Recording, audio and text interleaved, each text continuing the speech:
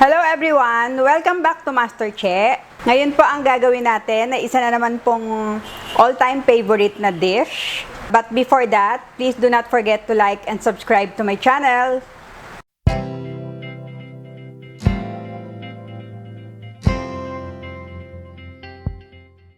Ngayon po magluluto po tayo ng kare-kare. Ito po ang aking version ng kare-kare. At ito po ang ating mga ingredient.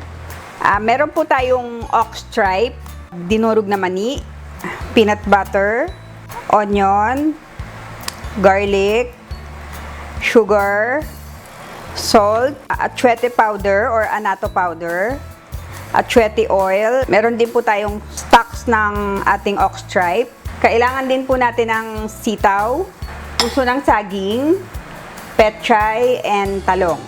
Pinakuluan ko na po ang ating ox tripe. Ang ginawa ko po sa kanya, yung unang kulo niya, tinapon ko muna, tapos saka ko siya pinakuluan ulit ng merong salt and rosemary para talagang hindi po siya malansa. Kaya pwede na po natin siyang igisa dahil malambot na po siya. Ngayon, lalagay lang tayo ng annatto oil.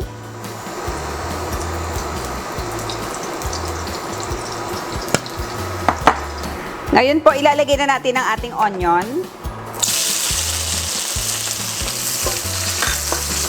And ang ating garlic.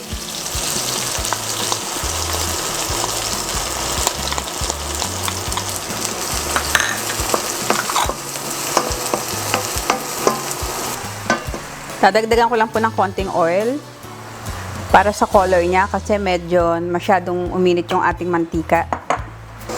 Ngayon, ilalagay na natin ang ating ox tripe.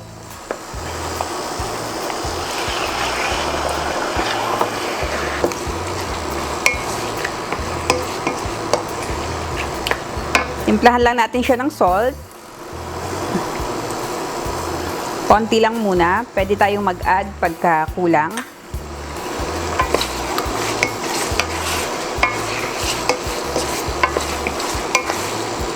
Pwede rin po kayong gumamit ng beef cubes. Or pwede rin kayong gumamit ng pata or buntot. Kung ano po yung prefer nyong meat para sa inyong kare-kare.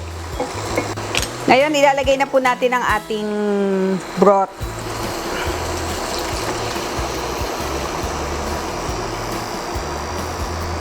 Hintayin lang po natin siya kumulo. Yan, medyo kumukulo na siya. Pwede na natin ilagay ang ating giniling na mani. Ang sikreto lang naman ng kare-kare ay ang mani, peanut butter, and giniling na mani rin. Lalagay na rin natin siya. Lagay na natin lahat para mas masarap.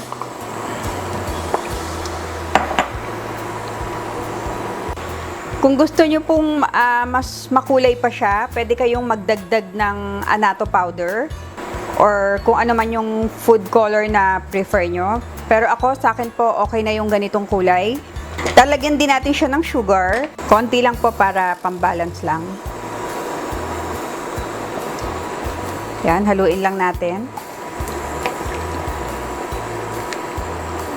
Haluin lang natin siya para matunaw ang ating mani at ang ating peanut butter. Yan, kailangan lang mag-mix maigi yung ating mani sa ating sauce para mas masarap. Tikman lang natin siya kung okay na yung alat niya. Kaya dadagdagan ko lang po ng konting salt.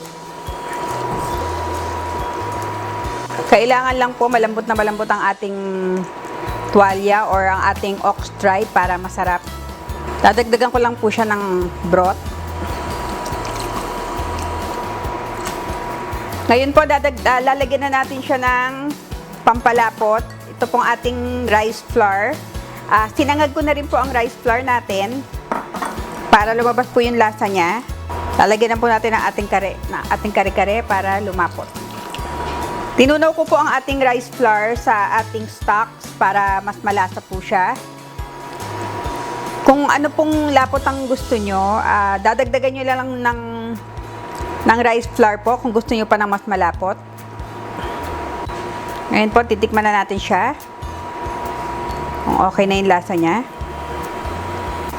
Dagdagan lang po natin ng konting salt. And konti pang sugar.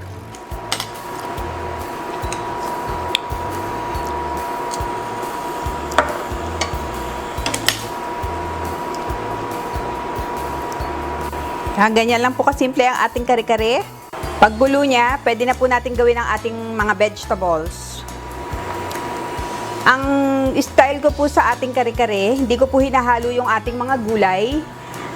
Niluluto ko po siya sineseparate ko po siya para hindi siya madaling mapanis. Kaya po yung mga kare-kare, mabilis po siya mapanis pagka yung halo-halo na po lahat ng gulay. So, ang ginagawa ko po, binablanch ko siya. At pagkakainin na, saka ko lang nilalagay ang gulay. Yung, ganun po. Mamaya po pakikita ko sa inyo. Yan, okay na po ang ating kare-kare. Siguro pwede natin siyang dagdagan pa ng konting pampalapot para lumapot pa siya. Gaya ilahat na po natin. Ngayon po, tatakpan po muna natin ang ating kare-kare habang ginagawa natin ang ating mga gulay. Babalikan po natin siya. Unahin lang natin ang ating puso ng saging. Yan, pakukuluan lang natin siya hanggang sa lumambot. Ito na po ang ating talong at kumukulo na rin ang ating sitaw. Ito naman po ang ating pechay. Hahanguin na natin siya. Ito na po ang ating mga veggies na blanch ko na po siya. Ngayon, na-assemble na natin ang ating kare-kare. Lagay lang po tayo sa ating lalagyan.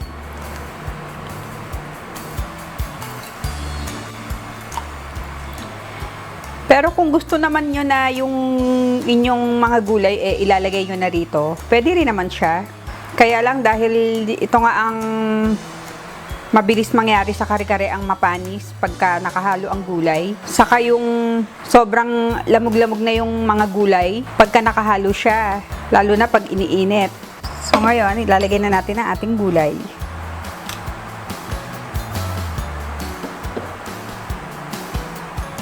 Pechay.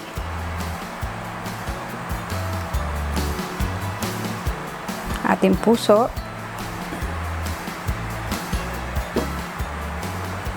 At syempre ang ating talong.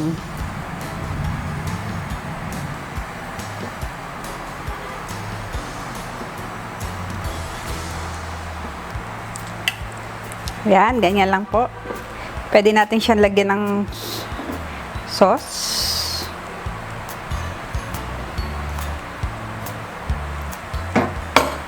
Ito na po ang ating kare-kare. Ito na po ang ating kare-kare ng ating bagoong. Ngayon po, titikman na natin siya. Gagawa lang po ako ng sausawan ko. Ang gusto ko po kasi sa bagoong ko yung may kalamansi. Try nyo rin po siya, masarap. Mana po natin ang ating kare-kare.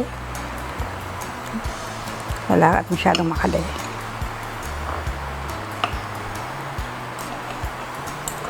Yan, tignan nyo po, napakalambot ng ating tuwalya.